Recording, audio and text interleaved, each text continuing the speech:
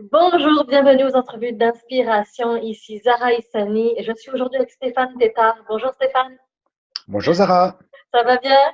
ça va très bien et toi? Ça va très bien. J'étais tellement contente de te revoir aujourd'hui. Écoutez les amis, je vous présente Stéphane, il est naturopathe et avant d'arriver à faire ce métier-là, il en a fait plusieurs avant. Alors il y a plusieurs choses que je voulais aborder avec toi Stéphane.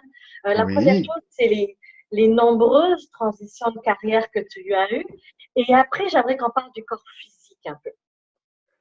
après tu voudrais qu'on parle de... Qu'on parle du corps physique.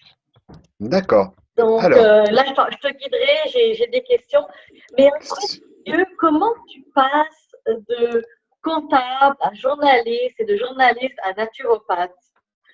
eh Explique-moi bien, ça. alors oui, alors c'est une chose, je ne sais pas comment je me suis rendu compte de ça, mais on vit dans une époque fantastique. Voilà, tu sais que, enfin, moi j'ai des enfants qui sont étudiants, enfin, qui sont en fin d'études, en fin de premier cycle d'études, ils vont décider de leurs études universitaires et ils doivent décider de ce qui va être leur métier.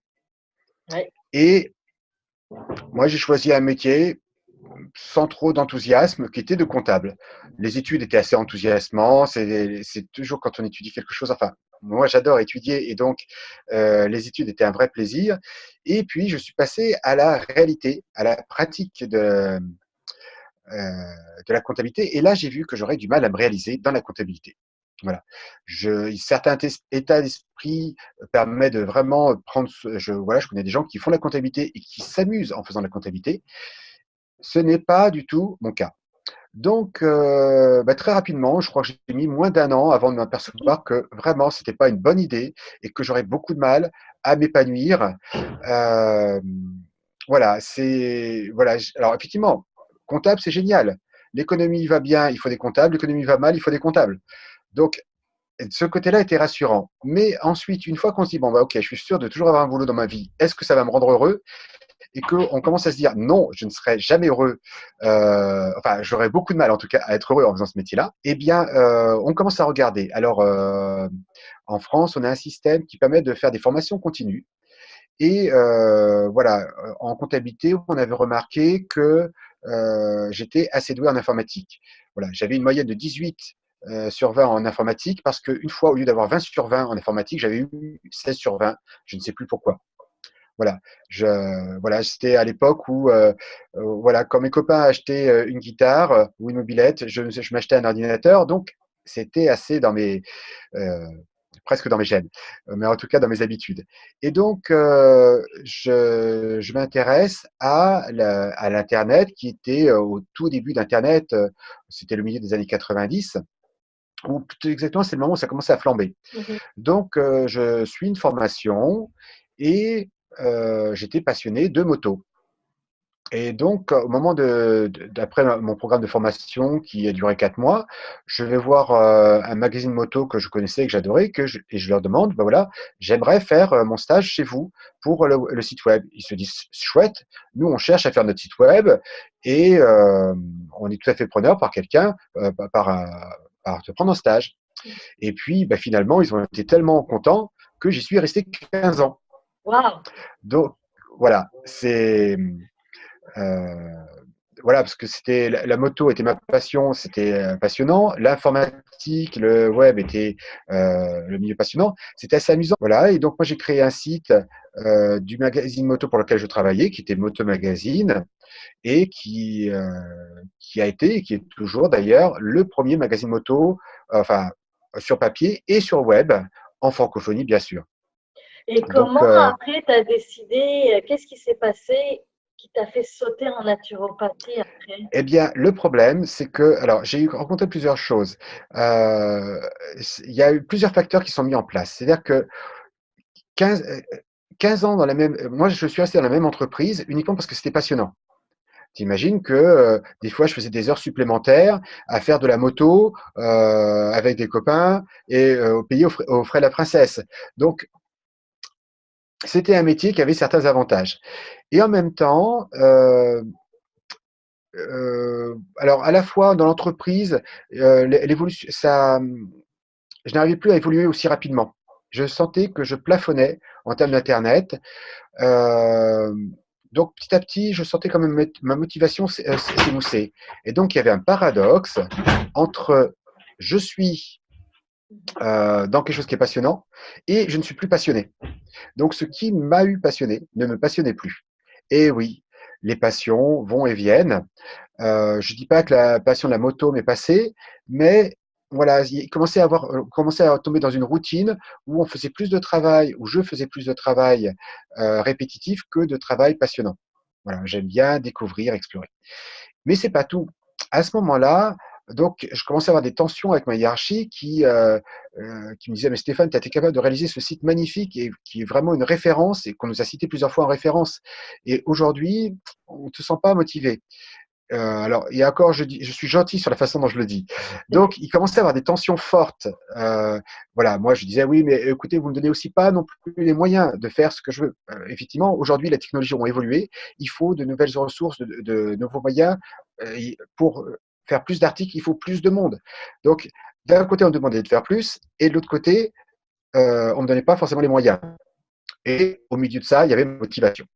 Donc, je commence à me trouver dans une situation où j'hésitais à quitter mon travail en me disant, wow, c'est un super travail. En même temps, je m'ennuie de mon travail. Voilà, c'était un super travail, c'était bien payé. Voilà, quand on disait je travaille à Moto Magazine, tout le monde disait, oh, mais t'as de la chance. Sauf qu'en réalité, je le vivais plus. Mais c'est pas tout.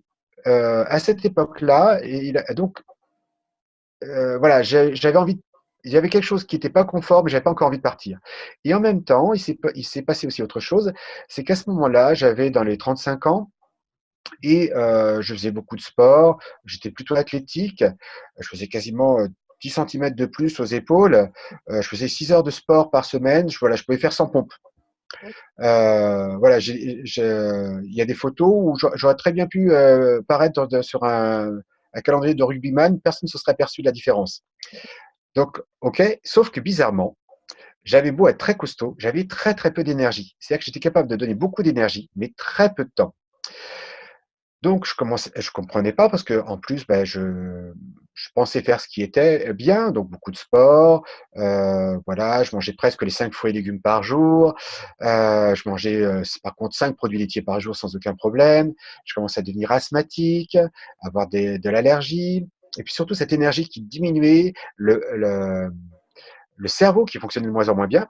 Et donc là, je commençais à me poser des questions. Et donc, en tant que bon journaliste et surtout très curieux, eh bien, je commence à explorer la diététique. Et puis, je vois qu'il y a des choses parallèles qui disent, ah, les produits laitiers. Oh, il faudra peut-être que j'essaye. Parce que justement, allergie, asthme, ah, il y a des liens avec le produit laitier. Donc, petit à petit, j'explore. Donc, ce qui n'était plus la diététique conventionnelle, mais ce qui était plutôt la naturopathie, l'ayurveda, la médecine chinoise. Donc, voilà, j'ai suivi des programmes de formation de toutes ces disciplines. Voilà, je suis très, très curieux. Et puis, à un moment, j'ai commencé à me dire, alors, petit à petit, je mettais en place les choses. Donc, je me suis aperçu en réorganisant mon alimentation, en diminuant les céréales, en diminuant significativement les produits laitiers, eh bien, j'ai commencé à aller de mieux en mieux. C'était pas tout, hein. Il y avait des choses qui restaient, mais je sentais que déjà ça bougeait plus. En me détoxifiant. Je me suis aperçu qu'il y avait un regain d'énergie, en me préoccupant de bien digérer et en faisant quelque chose de monstrueux, en mâchant bien. Très très dur pour moi. Donc déjà, ça m'a permis de gagner des points d'énergie. Et puis, j'en ai profité aussi parce que j'aime bien mettre toute mon énergie dans ce que je fais, enfin dans mes problématiques. Et j'avais fait aussi un travail personnel. J'allais voir d'un côté un thérapeute, un psychothérapeute classique, qui était plus par sécurité, et un autre qu'on m'avait conseillé, qui était euh, quelqu'un qui nous faisait explorer les états non ordinaires de conscience. Mhm. C'est pas la méditation, mais c'est pas loin. C'est entre la méditation, la sophrologie. Enfin, c'était très ouvert. En réalité, on explorait plein d'outils, ce qui était très intéressant. J'étais en train de me dire, ouais, ce serait bien que je devienne naturopathe. Ce serait sympa. Moi, j'adore le contact avec les gens. J'adore, je suis très pédagogue. J'adore partager mes connaissances. Et ce serait sympa. Je pensais aussi à coach sportif, mais je me suis dit non, coach sportif, c'est que le corps, alors que la santé en global, j'aime mieux. Voilà, c'est l'idée de prendre que la santé dépend de ce que je pense, de ce que je bouge et de ce que je mange. Ça me semblait plus complet que dire ouais, que le sport. Voilà, c'est de trouver le juste équilibre. Et Stéphane, Donc tu la as nat fait, excuse-moi, tu as fait finalement oui. toute cette transition-là. Est-ce que tu continuais à travailler et tu développais tout ça en parallèle? Alors là, c'est ma réflexion. Mais j'ai bien vu que, comme j'avais du mal à retrouver mon plein potentiel, que pour étudier, il fallait que j'étudie à plein temps. Mais pour étudier à plein temps, il fallait que je quitte mon boulot. Et donc, il fallait que je quitte un boulot de rêve. Voilà, je connaissais des gens, ils seraient presque tués pour prendre mon boulot.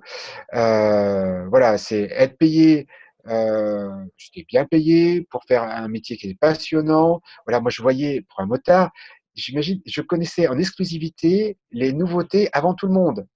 C'est-à-dire que je lisais ce que tu découvres dans les magazines, des fois 15 jours, un mois à l'avance. Donc, c'est ces petits côtés extraordinaires. De temps en temps, on a les présentations presse. Alors voilà, on nous emmenait dans le sud de l'Europe, où j'ai même les collègues, les spécialistes de la moto, ceux qui faisaient ça en permanence. Eux, ils allaient même des fois aux États-Unis, enfin, un peu partout dans le monde. Voilà, genre 3-4 jours dans un hôtel 5-6 étoiles, avec une moto où on a juste à rouler. Donc, c'est vraiment un métier de plaisir. Et avec ce paradoxe de dire, ah, d'un côté, c'est un métier de rêve, et de l'autre côté, je suis pas bien. Et puis surtout, si je le quitte pour étudier la naturopathie, et ensuite, je serais vraiment, c'était impossible. C'était un risque impossible à tenir. Et puis petit à petit, bizarrement, avec ce travail sur les états de conscience non ordinaire, j'ai commencé à me poser la question, mais quel serait le bon choix, etc. Et ça revenait, fais la naturo, mais non, mais je peux pas quitter ce beau boulot, c'est trop de sécurité, enfin, c'est trop bien, ça. Mais non, t'es pas bien. Et puis à un moment, je me suis dit, OK, je fais le gap. Je sais que ça va pas être facile de négocier mon départ avec mon employeur. Voilà. Et donc, il faut, en plus, il faut pas que je claque la porte, mais il faut que ce soit une démission arrangée. Ça va coûter très cher à mon employeur. Donc, en gros, c'est moi qui veux partir et en plus, ça va lui coûter de l'argent. Donc, c'est pas évident. Puis moi, j'ai du mal à. C'est un endroit où j'ai une marge de progression là-dessus. Et donc, j'y vais, je fais comme la négociation. Et finalement, ça se passe très bien. Et en gros, mon licenciement s'est fait en même pas un mois. Wow. Voilà. Avec des indemnités qui étaient plus qu'honorables et qui m'ont permis de financer mes études et la vie pendant que j'étais en train d'étudier. Donc, ça a été, mais le gap a été ce changement de paradigme. Je rencontre beaucoup de personnes qui disent oui, moi je peux pas quitter cet appartement. Je sais que les voisins sont très bruyants, mais je peux pas quitter cet appartement. Ou ce boulot, mais je suis persécuté de mon patron, mais ne, je peux pas quitter ce boulot. Je l'ai connu, donc je peux le comprendre. Et en même temps, je sais que c'est juste une question de paradigme, de point de vue. Et à partir du moment où j'ai pensé que c'était possible, non seulement c'était possible, mais en plus c'était fluide. C'est-à-dire que bizarrement, après, il n'y a pas eu euh, de vraies périodes difficiles. Alors effectivement, j'ai aussi gardé le cap, d'ouvrir mon cabinet de naturopathie, de me faire connaître. Euh, à une période, enfin, dès que j'ai eu mon diplôme, je l'ai mis en pratique en travaillant au moins dans un magasin bio, mais surtout pour mettre en pratique, j'ai pas, comme j'étais journaliste, j'écrivais assez bien. Mais déjà, je participais dans certains magazines, je faisais des conférences, donc ça m'occupait beaucoup. Puis, alors en France, on a un système qui est quand même génial, qui est un système en cas de licenciement ou un soutien financier, donc il me donnait une marge financière, Ok. mais ça n'a qu'un temps. Donc, passé ce temps, petit à petit, mes réserves ont commencé à se réduire, se réduire, se réduire, et donc j'ai dû commencer à retravailler. Mais le problème, c'est qu'en naturopathie, on n'est pas aussi bien payé qu'en journaliste. Donc, ben, j'avais toujours mon appartement de journaliste, enfin, que j'avais quand j'étais journaliste. Donc, j'étais obligé à un moment de cumuler pas moins de trois travails en même temps. Deux travails pour l'argent, donc Mhm. un travail de comptable, mais qui m'apportait pas assez. Donc, je suis revenu à mes anciennes à ce travail de comptable. Et en plus, ça s'est fait avec une fluidité incroyable. C'est-à-dire qu'il y a quelqu'un enfin, avec qui j'avais déjà rencontré par ailleurs, qui me disait oui, je sais que tu as un naturopathe compétent. Ah, tu es comptable. Écoute, on cherche un comptable pour notre coopérative, qui était une coopérative biologique. Donc, ça va. Alors, ça s'est passé très fluidement. Tout s'aligne finalement. Tout s'aligne exactement. Et ensuite, financièrement, je tirais quand même la langue. Et donc, j'ai trouvé un autre boulot où je faisais des toilettes, je m'occupais des toilettes sèches écologiques. Je les montais, je les démontais. Donc, c'est un métier physique. Donc, en gros, je travaillais la semaine pour la comptabilité, le week-end pour les toilettes écologiques. Donc, j'avais le travail mental, le travail physique et le travail du cœur, c'était le travail de naturopathie que je faisais aussi. Donc, je faisais, mais des fois, je faisais quasiment des semaines de 60-70 heures. Mm. C'est-à-dire que je pouvais travailler toute la semaine. Donc, alors, je suis devenu un expert en plantes contre la fatigue chronique, contre la fatigue, pour les adaptogènes. Donc, c'est un sujet qui juste me passionne. Ce qui m'a permis, bon, ça a duré 1 an et demi, mais j'ai pu vivre ces 1 an et demi sans me retrouver à plat au bout de ces 1 an et demi. Mais pourtant, c'était un an et demi de marathon. C'est-à-dire que je soufflais pas, j'avais très très peu de temps pour moi. Euh, mais au bout d'un moment, petit à petit, mon activité de cabinet s'est augmentée. Et bizarrement, à un moment, j'ai dit à mon ancien employeur, enfin celui de comptable, enfin je l'avais prévenu de toute façon, je lui ai dit ce serait temporaire. Je lui ai dit, ben voilà, le seuil est arrivé, c'est le moment pour moi. Il a dit, OK, on s'est arrangé. J'ai pu quitter paisiblement cette entreprise, l'autre aussi, pour me consacrer 100%, enfin, peu de temps après l'autre, pour ensuite me consacrer à 100% à la naturopathie. Mm. Waouh! Et dis-moi justement, enfin, je ne sais pas si tu te rends compte du chemin que tu as parcouru. Est-ce que tu es conscient des étapes que Alors, tu as non, vécues? par exemple, c'est rigolo, c'est que à la fin de cet 1 an et demi, je me suis dit, c'est marrant. J'ai fait un truc, mais juste impensable. Et ça n'a jamais été, enfin, c'était fatigant. Enfin, c'était stressant. Et en même temps, je n'avais aucun effort de volonté à faire. C'était naturel. Mhm. C'est-à-dire que j'allais à la comptabilité, le matin, pour te dire, le matin, j'écrivais, je pouvais me lever tôt le matin pour écrire le texte de la conférence que j'allais lire le soir. La journée, je faisais mon travail de comptable. Ensuite, j'allais faire ma conférence. Euh, et ensuite, ce texte-là, je le mettais sur Internet. Donc, et d'une façon relativement fluide. Je dis pas dans le plaisir, dans la sérénité, hein, je prenais beaucoup sur moi. Je suis en chemin. Tu sais, quand tu es en train de faire l'escalade, il y a un Ouais. moment où tu te dis pas, aïe, ça fait mal aux doigts. Tu dis, non, là, si mes doigts lâchent, je tombe. Mhm. Donc, tu es dans le mouvement, tu es dans le flow. Ouais. Et donc, j'avais cette sensation d'être dans le flow, même si c'était physique, c'était éprouvant, ça prenait du temps, ce qui fait que j'étais pas très disponible pour mes relations amoureuses, pour ma fille. Mais ça s'est vraiment bien passé. Et puis peu de temps après que j'ai arrêté, enfin que je me suis mis à 100% naturopathie, eh bien, il y a quelqu'un qui est venu me voir et qui me dit, mais voilà, est-ce que tu pourrais nous écrire un livre? On voudrait la Bible de la naturopathie. J'ai dit non, la Bible, ça fait un peu beaucoup. Euh, on va commencer modeste. Et on a fait mon premier livre qui est Secret de naturopathe. Mhm. Voilà, alors que j'ai écrit à 2 mains, enfin à 4 mains plutôt. Donc on était deux, mais qui a très très bien marché, qui marche encore très bien, puisque c'était un livre qui était très pédagogique. Alors, en toute modestie, je sais que j'ai ce point fort, c'est d'être très très pédagogue, c'est d'arriver à expliquer assez clairement les concepts. Et puis depuis, il y a eu 3 livres qui sont arrivés. Donc là, on arrive en 2016. Hein. Ouais. Donc en 2016 est sorti le premier livre, là en 2017 est sorti le deuxième, puis le troisième, puis le quatrième qui va bientôt sortir, et le cinquième qui va sortir d'ici la fin de l'année. Waouh! Voilà, et, et c'est extraordinaire parce que c'est un chemin qui continue. Euh, et voilà, on parlait beaucoup du lâcher prise, et c'est pas évident. Moi, je suis quelqu'un qui est assez mental, qui aime bien planifier, qui aime beaucoup la sécurité. Pour te donner un ordre d'idée comme je fonctionnais avant quand je voulais faire quelque chose, je m'enseignais sur toutes les voies possibles. Puis je sélectionnais la meilleure. Donc en gros, le jour, alors je le faisais pour tout. Alors c'était bien en tant que journaliste, c'est génial, parce que et puis même en tant que naturopathe, parce que j'acquiers des connaissances, j'ai toujours ce côté-là. Pour donner un ordre d'idée, c'est quand je cherche, voilà, j'ai un problème, j'ai un client qui a un problème nouveau.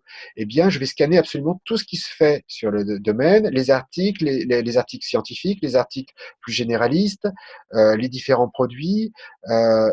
Et ce qui fait qu'à la fin, en général, je peux proposer des produits qui sont des solutions qui sont simples, mais vraiment efficaces. Avec tout ce que tu as fait aujourd'hui, si on devait prendre, si tu devais nous donner trois trucs qui peuvent aider les personnes qui travaillent, qui sont surmenées, ce serait quoi les trois ou les quatre choses à faire en premier, à mettre en place Alors, pour être mieux, pour se sentir mieux dans notre corps physique? alors voilà. Alors là, je vais te donner pas un secret de naturopathe, mais un secret de nutrithérapeute.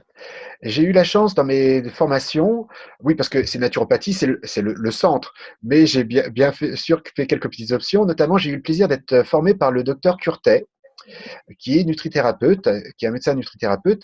Et je vais t'avouer, alors je travaille sur Paris, donc il y a des gens bien stressés.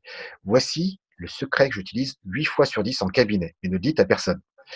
Euh, J'utilise un mélange de magnésium et de multivitamines. Alors, multivitamine B. Pourquoi? Il faut savoir que nos grands-parents consommaient beaucoup de calories pour les muscles, puisqu'ils avaient un travail physique, ils se déplaçaient à pied ou en vélo, ils avaient un travail physique, et le matin, quand ils se levaient, le poil était éteint, et donc il fallait avoir de l'énergie. Donc ça, c'est nos grands-parents. Dis-toi bien que ta grand-mère consommait 2 fois plus de calories que toi, tu en manges aujourd'hui, et elle faisait pas de réserve. Voilà, mon grand-père aussi, et moi, on ne peut pas s'empêcher de faire des réserves. Enfin, on a très vite mangé trop de calories. Et d'ailleurs, c'est assez amusant parce que comme cette bascule s'est faite sur 2 générations, l'alimentation ne s'est pas adaptée. On a l'alimentation parfaite pour nos grands-parents. Enfin, quand je dis parfait, je ne compte pas le trop dénaturé par les industriels, mais en gros, on mange hyper calorique. Or, aujourd'hui, ce n'est pas les muscles qu'il faudrait nourrir. La preuve en sont nos bidous et nos hanches, mais c'est le cerveau. Et dis-toi bien, toi, c'est pas 2 fois plus de vitamines et minéraux qu'il faut pour ton cerveau. C'est 4 fois plus que tes grands-parents. Tellement tu utilises ton cerveau. Pourquoi? Parce qu'avant, on avait un rythme de vie qui était plus calme, plus serein. La vie était déjà moins stressante, mais elle était aussi moins basée sur le mental. Aujourd'hui, notre travail est purement mental, c'est-à-dire qu'en permanence, on doit calculer des choses, estimer, planifier. Voilà. En plus, le petit vélo, il tourne lui-même tout seul dans la tête, donc ce qui arrange pas les choses. On surconsomme les vitamines et le magnésium, les vitamines B et le magnésium. Les vitamines, il faut savoir qu'elles sont bonnes pour la mémoire, bonne pour l'énergie, bonne pour la bonne humeur et aussi bonne pour les cheveux et les ongles.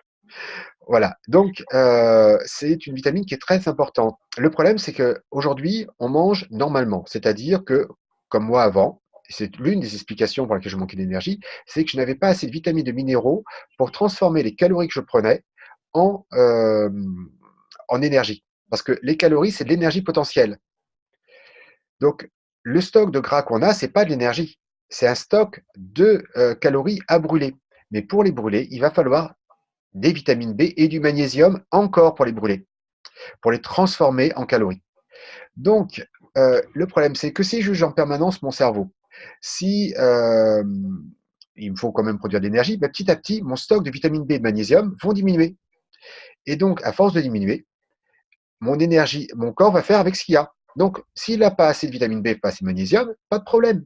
Il réduit l'énergie, il réduit, alors ça en plus a un effet sur l'humeur, il réduit l'énergie, il réduit la mémoire, la concentration, je commence à oublier mes clés. Voilà, moi il m'est arrivé une fois d'oublier le numéro de ma carte bleue que j'avais depuis plus d'1 an. Donc, une fois d'oublier où j'avais garé ma voiture. Alors, je ne parle même pas quand on te présente quelqu'un, n'a plus arrivé à des prénoms, des choses comme ça. Donc, voilà, ça, je l'ai rencontré juste un peu avant de quitter mon boulot. Donc, j'étais en train de me dire, waouh, en plus, l'état où je suis, je ne sais même pas si je pourrais faire des études. Parce que je voyais bien que ce que j'ai étudié en même temps que mon travail de journaliste, j'avais du mal à être aussi performant que j'étais en tant qu'étudiant. Donc, voici la formule secrète. On la retrouve détaillée sur mon site. C'est un multivitamine super méga riche en vitamine B. Donc, c'est générique, hein. Ensuite, j'en utilise un de particulier et un magnésium. Mais je propose à mes clients de faire une expérience. Je leur dis, écoutez, se pourrait-il que vous n'ayez, si je vous donnais un de magnésium, il y a des clients qui me disent, oui, moi je prends déjà du magnésium et ça ne marche pas. Ben, je dis, ok, on va faire un test. Je leur dis, pendant une semaine, vous en prenez une dose, puis regardez comment vous vous sentez, surtout dans votre tête. Puis, la deuxième semaine, vous prenez une double dose, matin et soir. Puis, la troisième semaine, vous prenez une triple dose, matin, midi et soir. et vous comparez. Et très souvent, alors sur mes clients parisiens qui sont un peu stressés, qui sont fatigués, qui commencent à me dire j'ai des problèmes de mémoire, de concentration, j'ai aussi des fringales en fin de journée, eh bien, ils me disent souvent, un, ça ne marche pas, mais deux, ça fait de l'effet. Pourquoi? Parce qu'ils sont tellement en manque de magnésium que quand je manque de magnésium, c'est pas bon pour mon cerveau, mais c'est pas bon pour mon corps. Mon corps va faire, je vais avoir des crampes, je vais avoir les yeux qui clignotent, touc, touc, touc, touc. Je vais avoir des problèmes de sommeil. Alors ça, c'est plutôt dans le cerveau. Je vais avoir aussi des palpitations. Les gens qui ont des palpitations, des oppressions. Moi, à l'époque, je connaissais le coup de poignard dans le cœur, alors que mon cœur était en parfait état. Sauf que comme je manquais de magnésium, je faisais, entre guillemets, des crampes au cœur. Mhm. Donc, ça faisait un petit coup et puis ça repartait. Donc, quand je prenais une dose de magnésium, mon corps mangeait le magnésium, donc j'étais un peu mieux dans mon corps, mais pas un peu mieux dans ma tête. Il faut aller deux de magnésium pour être bien. Et j'ai des clients à qui il faut trois. Donc, par contre, c'est pas n'importe quel magnésium. Parce que le problème du magnésium, on nous conseille souvent le magnésium marin. On dit, ouais, c'est naturel, c'est super. Ouais, oui, c'est naturel. Mais vos clients sont peut-être pas, les gens qui nous écoutent, sont peut-être pas des baleines. Eh oui, le magnésium marin, c'est bon pour les poissons. Alors, je dis pas que l'eau de Quinton elle n'est pas inintéressante en termes de minéraux, mais en termes de source de magnésium, c'est pas la plus assimilable. C'est-à-dire que si tu prends une double dose de magnésium marin, tu risques d'avoir un bon transit, voire un trop bon transit. Alors, si tu es constipé, alors des fois, j'ai des clients qui sont constipés. Alors, je dis, génial, je vous donne du magnésium marin, on le trouve facilement, et en plus, ça va vous aider pour le transit. Il ne faut pas que ça donne la diarrhée, il faut juste que le transit redevienne normal. Mais si on a un transit normal, je dis utiliser plutôt un très bon magnésium. Le magnésium que j'utilise, j'aime bien, c'est surtout le glycérophosphate de magnésium. En France, on le trouve, et en Belgique, on le trouve sous le nom de Distress Booster. Alors attention, l'idée, c'est d'aider la personne à reprendre l'énergie pour qu'ensuite elle puisse reprendre sa vie en main, donc reprendre ses habitudes alimentaires. Hein. C'est pas de continuer à mal manger, à manger des hamburgers et prendre mes vitamines et le magnésium. C'était ma Mais prochaine question sur l'alimentation. alors, je vais te dire une chose, ça marche. J'ai eu des clients, je me rappelle une cliente, elle me dit c'est bien simple. Je fume, je bois, je travaille sur des plateaux, donc tout ce qu'on a à manger, c'est du jus d'orange, du lait, du fromage, des cacahuètes et des gâteaux. Et j'ai de moins en moins d'énergie. Donc je dis ben, prenez mon petit mélange. Et elle m'a dit waouh, j'ai retrouvé l'énergie. Ceci étant dit, si on veut vivre longtemps en bonne santé, euh, il faut investir un peu. C'est-à-dire que c'est vrai que moi, je vois mes enfants, ils adorent tout ce qui est gras, sucré, salé, lacté, ils adorent. Des fois, je me demande même si c'est pas de la rébellion. Alors, on trouve des compromis,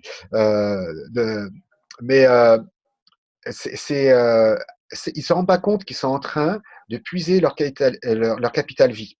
Alors, à 20 ans, on le voit rarement. Peut-être je peux être un peu grassouillet, manquer d'énergie, euh, voilà, mais ok. À 30 ans, waouh, je commence à sentir que c'est difficile, que l'énergie commence à diminuer. La mémoire, alors je dis ça en général, mais je rencontre des gens qui ont des problèmes dès la vingtaine.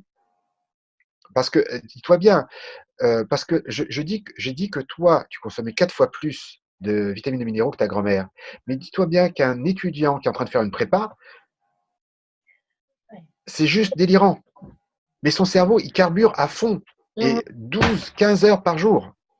Et tu sais, je vais rebondir là-dessus. C'est vrai que j'ai recommencé mes études l'année dernière en septembre. Oui, Et le cerveau, premièrement, c'est juste à tracer des chemins. J'avais l'impression qu'on avait pris une clé pour tracer des chemins dans mon cerveau. oui, J'avais envie de faire une lobotomie, le laver et le remettre au cerveau. Et en plus, je mangeais beaucoup plus. J'avais des fringales plus souvent. tout à fait. Alors en plus, alors en général, c'était pas forcément des fringales pour des brocolis ou des choses. Ah non, Non, c'était pas les brocolis. J'ai c'était jamais des rencontré quelqu'un qui a chips. des fringales de brocolis. Alors oui, ça s'explique. Alors c'est un truc qui est assez amusant. L'être humain existe depuis 100 000 ans et à chaque fois que l'être humain manquait d'énergie, c'est qu'il manquait de calories. C'est-à-dire qu'il n'avait pas assez de calories pour fonctionner. Donc, on a un programme qui est écrit. Si je suis fatigué, j'ai envie de manger des calories. Pas j'ai envie de manger des vitamines et du magnésium. Non, j'ai envie de manger des calories. Et pourquoi pas des vitamines et du magnésium? Parce que dans la nature, c'est légion. C'est-à-dire que dans la nature, il y a peu de choses qui sont très caloriques, alors que tout est bourré de vitamines et de minéraux. En réalité, notre corps est conçu pour l'abondance de vitamines et de minéraux et le manque de calories. Et c'est exactement l'inverse de notre alimentation. Et ce qui fait que quand ton cerveau il se sent pas bien, il se dit waouh, je manque d'énergie. Ok, allez, je vais me faire une petite glace à Gendas. Yes. Mais non, en réalité, ça te fait un shoot d'énergie, mais en réalité, tu ne fais que creuser plus loin le déficit. Quand je vais te donner une autre petite astuce, puisque tu m'as demandé trois. Donc, je t'ai Ouais, donné déjà la première, mais dis-toi bien, celle-ci, elle est hyper robuste.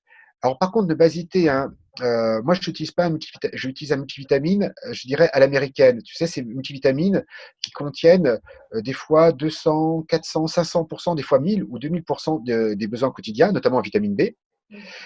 Pourquoi? Parce que c'est juste qu'on en surconsomme 100% des besoins quotidiens. C'est quand tu vois 100% des AGR, c'est la quantité qu'il faut pour ne pas avoir la maladie de carence de cette vitamine. On va prendre la vitamine C. Quand je manque de vitamine C, j'ai le scorbut. Si je te donne 100 mg de vitamine C par jour, tu n'auras jamais le scorbut. Mais tu n'auras non plus jamais le taux optimal de vitamine C dans le sang. Pour que tu aies le taux optimal, il faudra que tu prennes 4 ou 5 fois 100 mg. Et et encore, si il y a pas de risque si tu en prends trop, le corps est assez intelligent pour l'éliminer, de toute mais façon. oui, puisque ça fait 10 000 ans, 100 000 ans qu'il fait ça. Depuis 100 000 ans, pour avoir des calories, j'étais obligé de manger plein de fruits, plein de feuilles, de choses comme ça qui n'étaient pas très caloriques, mais qui étaient bourrées de vitamines. Donc mon corps, il élimine. Mhm. Voilà, sachant que la plupart de ces dosages sont hyper bien conçus. Voilà, là, l'idée, c'est que quand tu es complètement crevé, que tu n'as pas le temps de cuisiner et que tout ce que tu manges, c'est des pizzas, parce que ça te remonte le moral pendant 30 minutes et que tu bois du coca pour avancer, pour avoir de l'énergie, là, je commence pas à dire à mes clients, bon, vous allez manger plus de légumes. Je commence à dire, prenez mon multivitamine de magnésium, et un mois après, ils ont plus d'énergie. Donc, ils vont pouvoir commencer à modifier leur alimentation. Alors, quels sont les conseils que je donne? S'il y avait un seul truc à faire, alors, ça demande un petit investissement. Tu as peut-être entendu parler des jus de légumes. Oui. Les jus de légumes sont des véritables concentrés de vitamines et de minéraux. Donc, moi, je recommande, si vous pouvez vous offrir un extracteur de jus, faites-le et consommez 1 à 2 verres de jus de légumes par jour. Quelle est la différence entre l'extracteur à jus et les smoothies où les gens y broient Alors, directement le fruit? il y a les fibres. Mhm. Donc, la densité nutritionnelle est différente.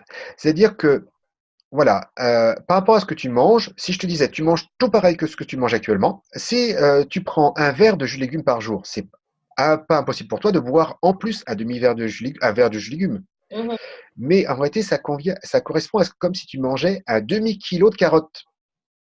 Ouais. Alors que si je te fais un smoothie d'un demi-kilo de carottes et que je rajoute du lait végétal, ça va faire un gros smoothie. Mhm. Alors, dis-toi bien, mon expérience est la suivante. Le smoothie est une très bonne solution. C'est-à-dire que quand j'ai des clients qui me disent: «Ouais, OK, j'entends, vous êtes drôlement enthousiaste avec les jus de légumes et en même temps, moi, m'acheter une machine qui coûte entre 250 € et 500 €, ça m'embête». Donc je dis: «Bah, OK, vous avez peut-être un blender. Donc dans ce cas-là, on va faire les smoothies. Mais ce sera moins efficace». Mhm. Voilà, simplement parce que quand je me bois un gros smoothie, j'ai quand même la moitié de fibres. En réalité, même pas la moitié, j'ai un tiers de fibres, un tiers de jus de légumes en quelque sorte, ou de jus de fruits, et un tiers de lait végétal, qui est là plus pour le plaisir qu'autre chose. Mais ça marche très bien. Par exemple, c'est-à-dire que moi, je suis arrivé dans une famille où ma compagne a des enfants qui sont légumiphobes. Donc, et ça se voyait, hein, ils avaient un peu des allures de zombies. Donc, j'ai essayé le jus de légumes. Donc, j'ai fait une recette jus de légumes. Alors, je fais un compromis. Jus de légumes, c'est majoritairement légumes, puis un peu de fruits. Alors, pourquoi je ne parle pas de jus de fruits? Parce que les jus de fruits, c'est beaucoup de sucre. Et le sucre, on en a déjà trop. Et les sucres, c'est le lit du cancer, le lit du diabète, le lit des maladies cardiovasculaires. Donc, si tu prends tous les jours un gros verre de jus de fruits, c'est pas top. Enfin, c'est bon, mais il y a du bon et du mauvais en quelque sorte. Mhm. C'est C'est toujours ça, l'équilibre, en fait. On revient toujours à cet équilibre dont on exactement. parlait la dernière fois. Et les jus de légumes, justement, c'est du tout bon. Donc, ça équilibre ce que tu peux faire à côté. Donc, ce que je leur fais maintenant, je leur fais tous les matins un petit smoothie. Un smoothie, ce genre de smoothie vert. Donc, des fois, il y a des petits morceaux de brocoli qui tombent dedans. Au petit déjeuner, tu te rends compte. Je mets une banane, une pomme, je mets de la pâte de date, ça donne un goût sucré. Mhm. Alors, moi, je leur fais un spécial, je leur mets du cacao. maigre, cru, donc plein d'antioxydants. Je rajoute un peu d'huile riche en oméga 3 pour le petit cerveau. Je rajoute même un peu de calcium parce que c'est vrai qu'à la maison, je n'utilise pas de produits laitiers et qui sont quand même en croissance, donc j'utilise des algues qui est riche en calcium. Mhm. Donc, ils ont leur apport en calcium, donc je suis tranquille. Et de temps en temps, il y a un petit morceau de brocoli, un petit morceau d'épinard qui tombe, et j'ai un super blender qui réduit tout ça en poudre. Ah non, j'oubliais, je mets aussi 3 cuillères à soupe enfin pas 3 cuillères à soupe, je mets des petites graines, 3 petites graines différentes. Ok. Du lin, de la courge, du sésame, qu'est-ce que j'ai d'autre? Du tournesol, des fois des amandes, des fois des cacahuètes, des noix de cajou, pour faire bien onctueux, bien protéiné. D'ailleurs, souvent, je rajoute aussi une petite dosette de protéines végétales. Donc, ce qui fait ils boivent leur petit déjeuner. Donc, ils déjeunent en 5 minutes chrono. Mais par contre, ils ne vont pas avoir faim dans la matinée parce qu'ils auront eu, bon, évidemment, le bon goût sucré qui est important pour eux, mais ils auront eu les protéines qui se trouvaient dans les graines et éventuellement dans la poudre de protéines que j'ai rajoutée, du bon gras pour leur cerveau, euh, donc, qui en plus est d'énergie lente. Donc, les deux font que les fruits, si on prend 3 fruits d'un coup, on a faim tout de suite. Mais Mhm. le fait qu'il y ait les protéines et qu'il y ait l'huile ralentit la digestion. Elle ne l'alourdit pas, elle la ralentit. En réalité, ce que j'ai fait, j'ai pris la recette du miam aux fruits de France Guillain, une consoeur qui a conçu un super petit déjeuner. Sauf que j'ai pas 10 minutes à préparer. Alors surtout si 10 minutes, c'est parce qu'il faut que ce soit pour moi, plus les enfants. Donc c'est pas 10 minutes, hein, j'en ai, je pense, pour 20 minutes.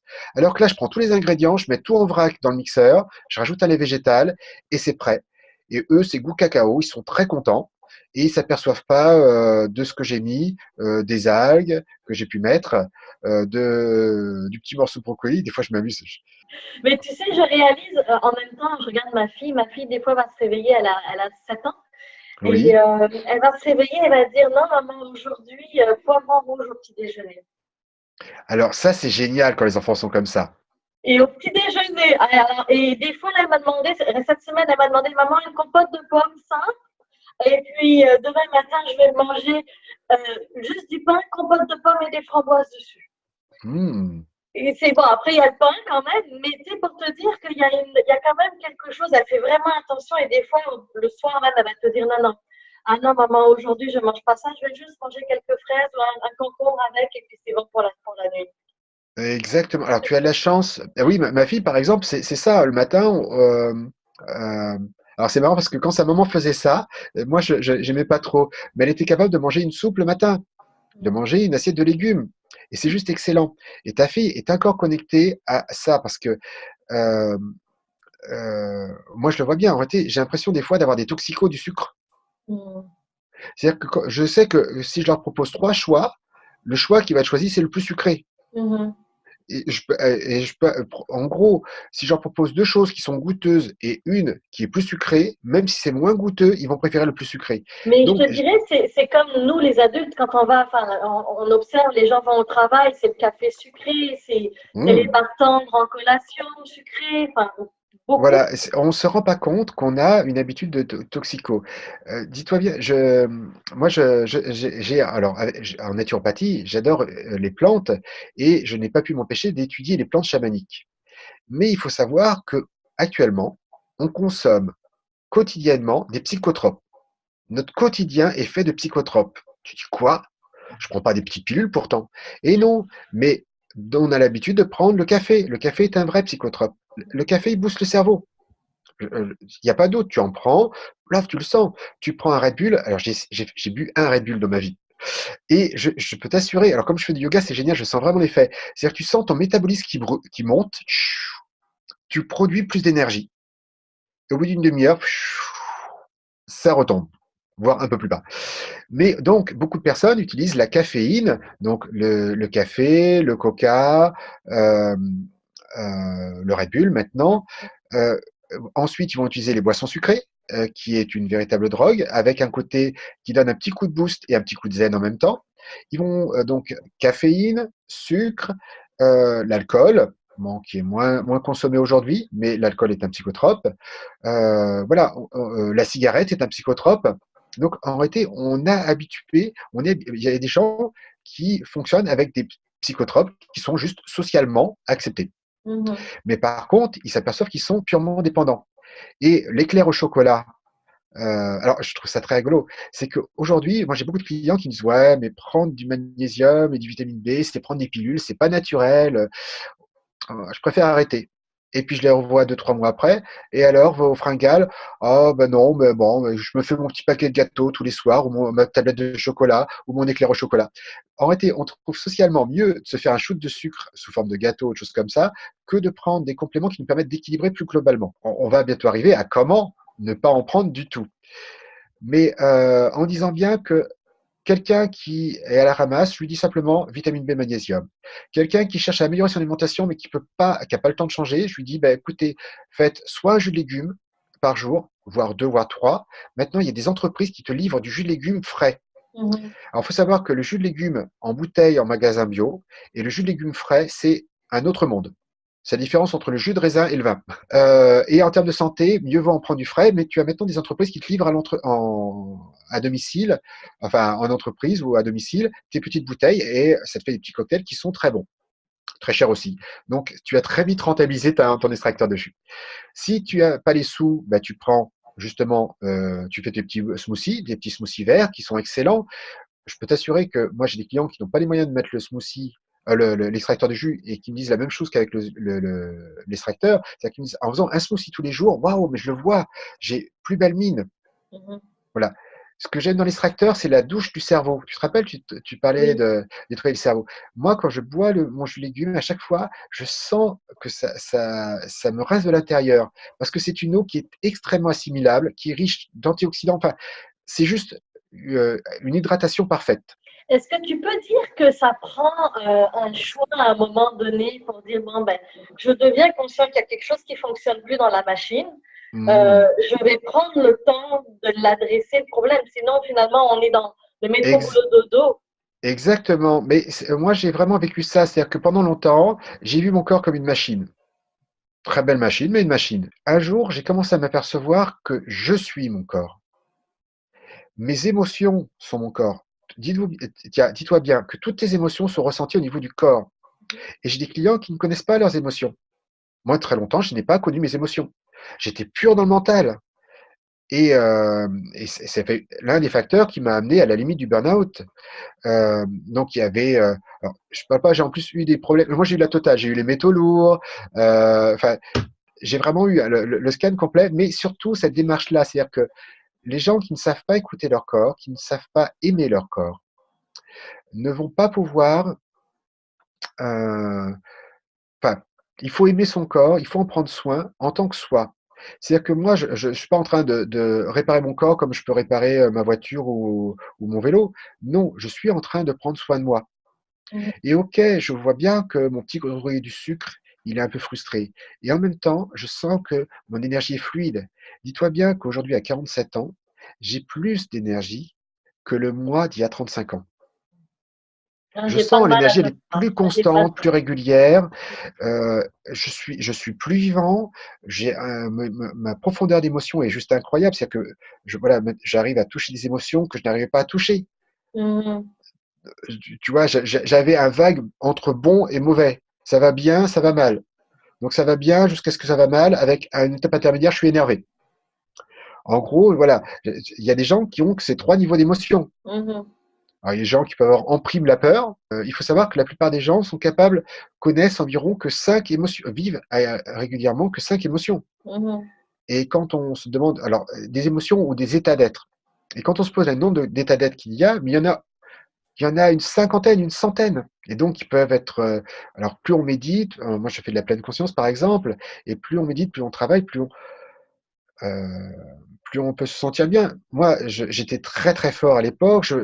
J'avais eu des émotions assez fortes avec les motos que je conduisais, en faisant un marathon par exemple, en faisant des arts martiaux. Et ben, dis-toi bien que c'est juste en me centrant sur moi que j'ai pu sentir à quel point il pouvait y avoir de la puissance en moi. Et en réalité, je me suis senti le roi du monde juste en méditant. Mhm. Alors, c'était en l'orientant cette fois-ci. Euh, Mais d'apprendre à s'écouter, à prendre soin de soi, voilà, c'est pas. Alors, il y a beaucoup de gens qui cherchent à guérir, alors qu'il faut prendre soin. Ce qui arrive aujourd'hui n'est pas un problème. C'est une conséquence de ce que je fais. Donc, je ne vais pas chercher à résoudre un problème, je vais chercher à prendre soin de moi. Et si je prends soin de moi, ce problème disparaît. Voilà, la plupart du temps, quand quelqu'un me dit j'ai un problème, tel problème de santé, je ne fais quasiment rien. Je ne lui dis pas voici cette plante, elle est excellente contre ce problème de santé. Mhm. Je dis ok, pourquoi vous avez ça? Alors, souvent, il y a déjà, on parle beaucoup de ce rythme de travail, ce stress permanent, qui nous fatigue, qui fait qu'on a une nourriture qui ne nous convient pas. Donc, on parle beaucoup de nourriture, mais on parle aussi beaucoup de développement personnel. C'est-à-dire que moi, je fais dans mes accompagnements, on parle à la fois de la partie nourriture et à la fois on fait des parties où on va essayer de toucher. Je vais aider mes clients à reprendre contact avec cette partie paisible en eux. Et je vais les aider à contacter cette partie-là tous les jours. Et pour des gens, ça, c'est juste extraordinaire. Mais voilà, il faut savoir qu'en France, on est juste un spécialiste il faut savoir qu'un adulte sur trois en France prendra des antidépresseurs. Mais les statistiques sont pareilles ici, hein, dépression, burn-out, il y en a de plus en plus aussi. Voilà. Et pour être en dépression, la recette, c'est de ne pas écouter son corps, c'est de ne pas écouter ses émotions, c'est de prendre son corps comme si c'était une machine et de ne pas trop en prendre soi en plus. Alors, je vais te donner quand même le troisième secret. Vas-y. Euh, la troisième règle que je donne à mes clients, c'est, alors c'est un challenge pour certains. L'idée, c'est que chaque repas, la moitié de chaque repas, soit au moins des fruits ou des légumes. Alors, par exemple, le matin, mon smoothie, la moitié, ça va être mon smoothie. Enfin, la grande majorité, c'est des fruits, donc je dépasse. Mais le midi, la moitié de mon assiette, enfin, de entrée, plat, dessert, tout, si tout était dans une assiette, ça serait des légumes plutôt que, parce que je ne mélange pas les fruits et les légumes pour la digestion. Dites-vous bien si ça vous paraît énorme. C'est juste, les calculs nutritionnels sont sans aucun doute. Il faudrait manger la moitié au moins de ce que nous mangeons pour avoir le minimum syndical dont je parlais tout à l'heure. Donc, je ne parle pas de l'optimal. C'est-à-dire qu'aujourd'hui, je sais que si tu manges euh, la moitié de ce que tu manges en légumes, tu auras les fibres pour bien digérer, pour avoir un bon transit, le minimum de vitamines et de minéraux. Mais tu auras le minimum syndical. Ensuite, si tu rajoutes un smoothie ou des jus de légumes, déjà, tu es en train de revenir à quelque chose qui tu nourris vraiment mieux ton corps et ton cerveau. Donc, c'est voilà, vraiment de passer à ces deux niveaux. Je pense que l'alimentation du futur, elle sera de moins en moins cuite, mais de plus en plus préparée avec des choses comme ça, comme les super blenders, les déshydrateurs qui rendent super digeste. Par exemple, le chou kale au déshydrateur, c'est juste génial. Donc, mais c'est une nouvelle façon de cuisiner. On est en train d'inventer la façon de cuisiner du 22e siècle, qui sera plus de vitamines, plus de minéraux et moins de calories. Et on va lâcher celle du 20e siècle, qui était plein de calories pour nos grands-parents qui ont connu la guerre et le manque et qui pensaient qu'à donner plein de bonnes choses, mange, on me disait, mange, il y en a qui meurent de faim dans le monde. Et maintenant, je dis, je ne mangerai pas parce que ce serait insultant pour des gens qui meurent dans le monde de faim de me rendre malade en mangeant trop. Et c'est ce que font beaucoup, beaucoup de personnes aujourd'hui. La dernière chose que j'avais envie d'aborder avec toi et qui m'avait marqué la dernière fois qu'on avait parlé, c'était Oui. la voiture et le lien entre la santé et les vitesses de la voiture. Est-ce que tu Ah te oui. souviens de cet exemple-là? Euh, alors, euh, alors moi, j'étais plutôt sur les vitesses, c'était plutôt les niveaux de conscience. Comment je vais prendre soin de moi? Alors, Exactement. ce qui va être important pour moi, la chose qui m'a le plus touché dans la naturopathie, c'est l'idée que la santé, c'est ce que je mange, ce que je bouge et ce que je pense. Et ensuite, quand j'ai commencé à explorer ça, j'ai entendu parler de niveau de conscience. Alors, je me suis dit, ouais, donc il y a des gens qui sont mieux en conscience que d'autres. Et finalement, non. Je me suis aperçu qu'il y a des gens qui sont des très bons militants et c'est génial. Mais euh, il faut être complet. Et être complet, ça inclut différents aspects, différentes vitesses. C'est-à-dire qu'il y a un moment où il faut que je me ressente sur moi. Mhm. Et c'est la première vitesse que beaucoup de personnes oublient. C'est-à-dire que j'entends beaucoup de personnes, mais ils ont du mal à s'occuper d'eux. Et s'ils viennent me voir, c'est pour pouvoir continuer à faire ce qu'ils font pour leur famille, c'est bien, pour leur patron. Voilà, moi j'ai des femmes qui donnent plus à leur patron qu'elles donnent à leur mari. Mhm. Pourquoi? Parce qu'elles sont dans le. Alors, on a une société qui nous pousse à ça. Donc, c'est la première vitesse, c'est de s'occuper de soi. La deuxième vitesse, effectivement, c'est le plaisir d'agir, le plaisir de bouger, le plaisir de faire. La troisième vitesse, c'est le plaisir de penser. Alors ça, c'est vraiment à la mode, donc ça, il n'y a pas de problème. Les gens qui aiment bien penser. Mais dis-toi bien que s'il y a les gens qui sont très dans le mental, donc voilà, allez, je vais être professeur. Donc je suis que dans le mental, je fais que parler, que raconter, j'apprends des trucs, je te les redis, et puis voilà, c'est mon métier. C'est sympa, hein. J'avoue que ça m'aurait bien fait kiffer. Euh, et en même temps, ils vont regarder les gens qui sont, moi, je me suis aperçu ça avec mon appartement, les maçons. Donc des gens qui sont dans le manuel. Eh bien, ils regardent ça de haut, sauf qu'ils sont juste incapables de faire quelque chose qui soit bien.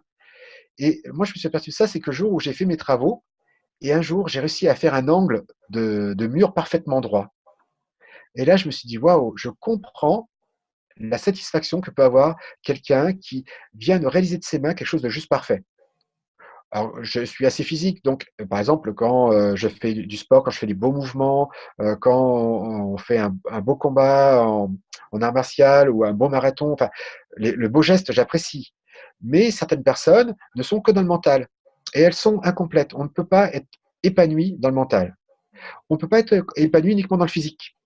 Parce qu'il y a des gens qui sont dans le physique, donc qui prennent soin de leur corps, qui ont un très beau corps, Ben, c'est mais pour paraître, on est dans le paraître, on est dans le exactement, c'est jugement vers de l'autre. l'extérieur. C'est ça. Et en plus, ils ne prennent, enfin, et ce qui est drôle, ils ne prennent pas soin d'eux. Mhm, C'est-à-dire qu'ils prennent soin de leur corps, mais quitte à perdre en santé plus tard. mhm. Ensuite, il y a une autre vitesse que j'aime beaucoup, qui est importante, qui est le groupe, enfin, qui va commencer par le couple, la famille et le groupe, la communauté. Moi, je pense que des fois, enfin, le couple et la famille est une valeur importante pour moi, mais la valeur de communauté aussi. L'être humain est un être social. Alors là, c'est la même chose. Il y a des gens qui vont être complètement dans le social. Et donc, tu sais, bon, les ados, par exemple, c'est un peu la caricature, mais c'est juste une période, ils explorent cette zone-là, où ils vont être que dans le social. C'est-à-dire que tout dépend du groupe, de ce qu'ils pensent, de ce que je suis. Voilà. Donc là, c'est beaucoup de choses qui viennent de l'extérieur. Mais c'est aussi important. Et puis, c'est important pour ce qui est important, c'est ensuite de le faire bien. C'est-à-dire de bien prendre soin de soi, pas d'être nombriliste, d'être dans l'action, donc de réaliser des choses.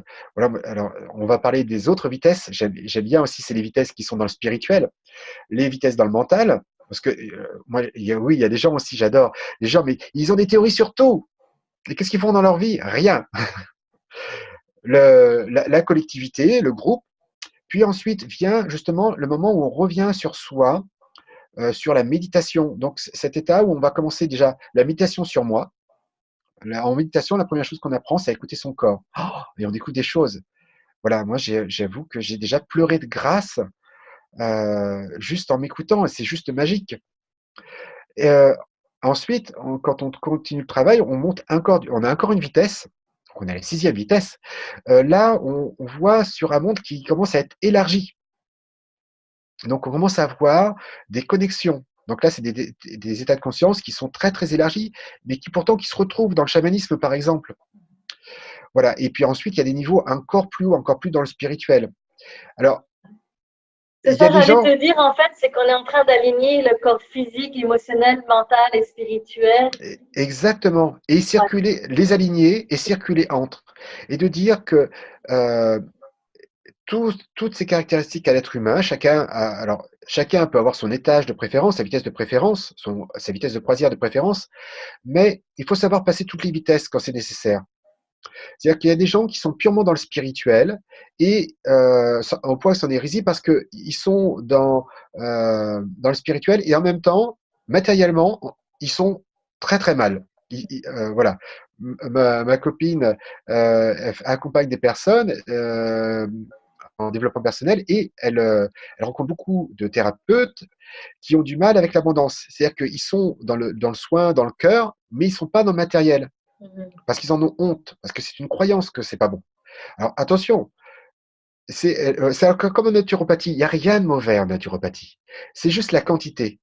Rien n'est bon, rien n'est mauvais, tout est dans la dose. Eh bien, c'est la même chose. C'est-à-dire qu'il y a des gens qui sont que spirituels, ils sont désincarnés, Et ok, s'ils décident de vivre dans une forêt ou dans une grotte, il n'y a pas de problème, ils seront parfaitement épanouis. Mais s'ils décident de vivre dans ce monde-là, il faut qu'ils fassent des petits compromis et réintégrer la partie physique. Et moi, j'aime beaucoup, par exemple, en médecine chinoise, ils précisent que l'homme est le lien entre la terre et le ciel, entre la matière, justement, entre les premières vitesses, celles qui sont dans la matière, et les vitesses qui sont dans le spirituel. Et il faut savoir vraiment aller de l'un à l'autre, et ceux qui sont les plus fluides arrivent à être dans les deux en même temps. C'est-à-dire quelqu'un qui arrive à faire la vaisselle dans un très bel état de conscience. C'est finalement la pleine conscience de pouvoir être conscient de ce que l'on fait au moment où on le fait, où tout est aligné parce que le corps, on sent nos gestes, on sent notre ressenti, j'ai presque envie de dire, on sent l'odeur, enfin, tous nos sens sont Oui, en éveil finalement. exactement. Alors, on le trouve en développement personnel, justement, il y a un peu cette dichotomie. Tu as le matériel, donc un peu le développement personnel américain, Anthony Robbins, par exemple, qui est un très bel exemple, et qui touche les vitesses de matériel, mais en mettant une petite touche de spiritualité. Euh, voilà. Et puis d'autres qui sont très dans le spirituel. Et alors ceux qui se débrouillent bien, mais disent on est spirituel et on descend cette spiritualité dans la matière, mais en étant centré sur la spiritualité. Et en réalité, la vérité, elle est entre les deux. Ben, je pense à Eckhart Tolle, par exemple, qui a déjà une vision de la spiritualité qui est assez saine, parce qu'il y a ceux qui disent bon, ok, on va tous habiter dans une grotte, mais je ne pense pas que ce soit la vocation de l'être humain. On est un animal social, donc justement, on doit toucher la partie matérielle, la partie physique, et jouer les différents ascenseurs. Et l'humanité à venir, c'est celle qui saura jouer les ascenseurs sur tous les niveaux de conscience, passer toutes les vitesses quand c'est nécessaire. Être dans la famille, mais avec le cœur, dans la société avec le cœur, et non pas être dans la société avec la tête, il faut pas. Voilà. Je vais vous donner un grand conseil si vous voulez être heureux. Il ne faut pas dire il faut pas. Voilà. Dès que vous dites il faut, vous êtes en train de vous imposer une contrainte à vous-même ou vous êtes en train d'imposer une contrainte à quelqu'un d'autre. J'aime beaucoup Thomas Tassembourg qui disait moi, à une époque, j'aimais pas vider les poubelles. Et je me disais, oh, j'aime pas vider les poubelles, mais je suis obligé. Puis un jour, il travaille sur lui, puis il se dit, mais je suis pas obligé. Non, concrètement, je ne suis pas obligé. Oui, mais ça va sentir mauvais chez moi. Ah oui, et j'aime pas que ça sente chez moi. Donc en réalité, quand je sors les poubelles, c'est parce que j'aime que ça sente bon chez moi. Et donc maintenant, il descend toujours les poubelles, mais avec le sourire, parce qu'il sait que ce qu'il fait, c'est pas parce qu'il faut, mais c'est parce qu'il a choisi qu'il fasse bon chez lui. C'est ça, c'est encore l'angle, la perception en fait, comme tu disais, Exactement, ce qu'on l'angle de est revenu, perception. c'est ce changement de paradigme. Ouais. C'est de garder cette souplesse, de dire, OK, ce point de vue-là, est-ce que c'est vraiment le meilleur pour moi? Alors, les gens qui sont très dans la spiritualité disent tout est illusion. Ceux qui sont plutôt dans la spiritualité matérielle, je parlais d'Anthony Robbins, c'est des gens comme ça, eux disent les croyances ne sont que des croyances. C'est-à-dire que toutes tes croyances, c'est-à-dire que quelqu'un qui pense que c'est bien d'être une femme pourra te démontrer que c'est bien d'être une femme. Quelqu'un qui pense que c'est bien d'être un homme pourra te démontrer que c'est bien d'être un homme. Voilà. Le problème, c'est que quand je suis un homme et que je pense que c'est mal d'être un homme, j'ai du mal à être dans ma peau. Donc, c'est plutôt les croyances qui vont teinter ma vie. Comme moi, je croyais que c'était impossible de quitter cette entreprise de façon sécuritaire. Objectivement, ce n'était pas sécuritaire, mais ça s'est super bien passé. Donc, c'est les croyances. Les croyances que la sécurité était absolument indispensable. Non. Un objectif bien fait, ça m'a permis. Donc, quand quelque chose vous limite, vous dites qu'il y a un point dur, dites-vous, si j'ai choisi ça, pourquoi j'ai choisi ça? Et Thomas d'Assembourg, il descend toujours ses poubelles. Par contre, il y a un autre truc qu'il a arrêté de faire. Il faisait des rapports médicaux après ses entretiens. Donc, ça avait des fins statistiques et ça lui rapportait des sous. Mais il n'aimait pas ça. Mais quand il avait commencé au tout début, ben, ça a équilibré un peu. Et donc, à un moment, il fait ce même travail et il dit, OK, c'est pour l'argent. Est-ce que j'ai d'autres moyens de gagner de l'argent? Oui. Alors, je ne suis pas obligé de le faire du tout? Non. Donc, il a arrêté de faire ces rapports qui l'embêtaient et il a trouvé du temps pour faire des choses qu'il aimait et qui lui apportaient des sous. Écoute, vraiment, Stéphane, comme je disais, hein, les amis, continue à l'écouter. Il a des vidéos, tu as une chaîne YouTube. Enfin, je vais mettre les liens de ton site web de toute façon en dessous. Oui, merci beaucoup. Et écoutez-le, ça fait 2, 3 ans que je le suis maintenant. Vraiment, c'est un pur bonheur. Alors, les amis, n'oubliez pas de partager parce que c'est comme ça qu'on touche des milliers de personnes et qu'on les aide en tant que coach, en tant que thérapeute, en tant que naturopathe, peu importe l'outil que vous utilisez et que les gens utilisent. C'est qu'on veut aider. On a tous ce dénominateur commun d'aide, d'entraide, d'accompagnement. Alors, je vous demande de partager. Écrivez des commentaires. Je suis sûre que Stéphane sera content en bas de la Avec grand vidéo plaisir. Mm. d'y répondre. Alors, voilà. Merci beaucoup, les amis. À la prochaine. Merci beaucoup. Merci à toi, Zara, et merci à vous tous. Au revoir.